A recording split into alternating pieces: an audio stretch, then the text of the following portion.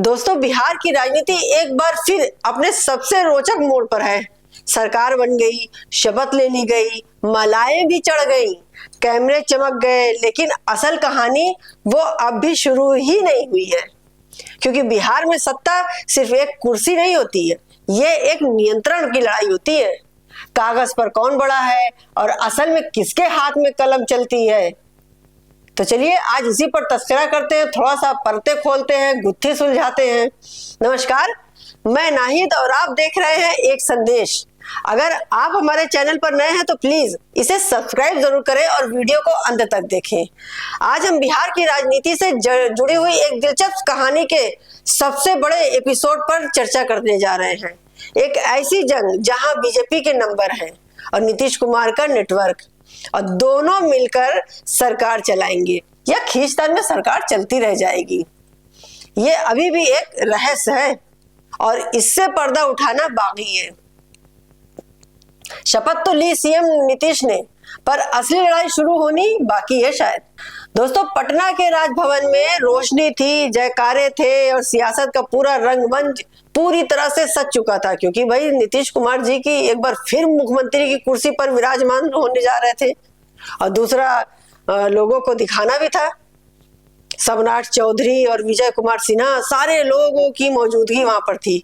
लेकिन जैसे ही कैबिनेट की लिस्ट सामने आई, राजनीतिक गलियारों में से एक ही फुसफुसाहट गूंज उठी।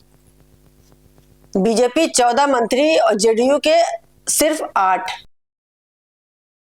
कैबिनेट बना जरूर, लेकिन इसका पहला संकेत साफ था। बीजेपी संख्या में आगे है, मगर बिहार में संख्या नहीं। रणनीति सत्ता तय करती है। बीजेपी अब सबसे बड़ी पार्टी है, 89 एमएलए के 7 और जेडीयू के 85। अंतर बहुत बड़ा नहीं है, बहुत छोटा सा है, लेकिन संदेश बहुत बड़ा है।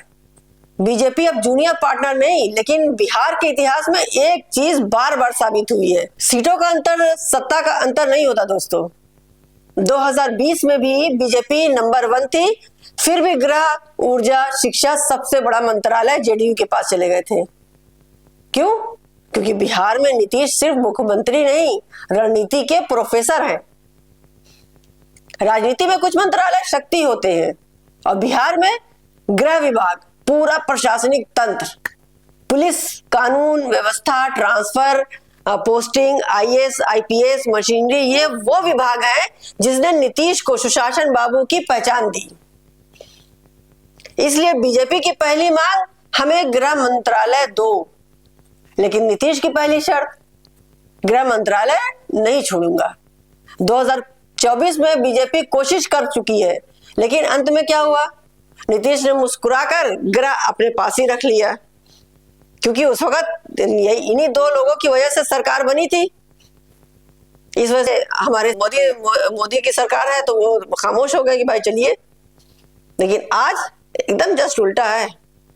अब 2025 में फिर वही टकराव, अंदर खामोशी, बाहर मुस्कान है, लेकिन असल में पटना से दिल्ली तक दांव पर दांव। स्पीकर की कुर्सी पर भी कई दिनों तक तकरार चलती रही। अंत में निर्णय हुआ, स्पीकर बीजेपी देगा। ये बीजेपी की शुरुआत की जीत थी। पर क्या ये ट्रेलर था या पूरी फिल्म भी बीजेपी की होगी? मंत्रालयों की मांग, दोनों पक्षों की सूची खुली। बीजेपी क्या चाहती है? गृह मंत्रालय, शिक्षा मंत्रालय, वित्त मंत्रालय या स्वास्थ्य मंत्रालय, पीडब्ल्यूडी मंत्रालय, उद्योग मंत्रालय?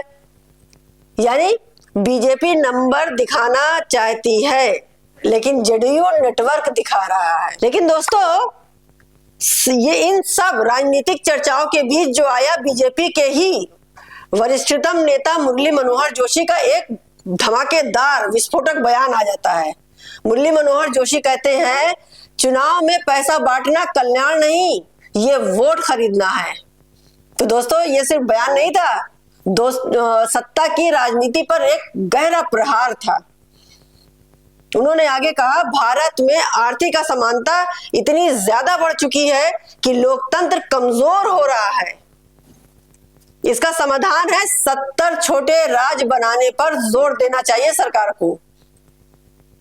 ये बहस सिर्फ बिहार नहीं, बल्कि पूरे भारत में चर्चा का विषय बन रही है। अब आगे बढ़ते हैं वापस मुद्दे पर और आते हैं दोस्तों, अगर बीजेपी भारी हुई तो तस्वीर कैसी होगी। अगर बीजेपी को गृह, शिक्षा, ऊर्जा, वित्त मंत्रालय मिल गया तो बिहार में 5 बड़े बदलाव हो सकते हैं।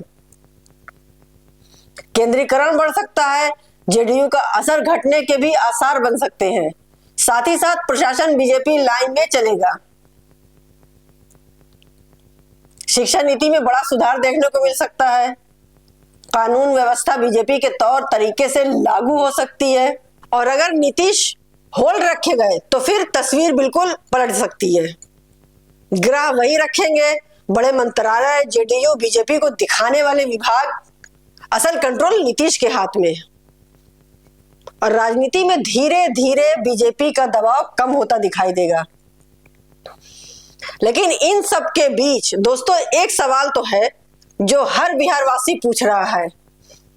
पहला सवाल, क्या बीजेपी नंबर बढ़ाकर असल ताकत भी बढ़ा पाएगी? और दूसरा, क्या नीतीश दोबारा गृह विभाग बचा ले जाएंगे?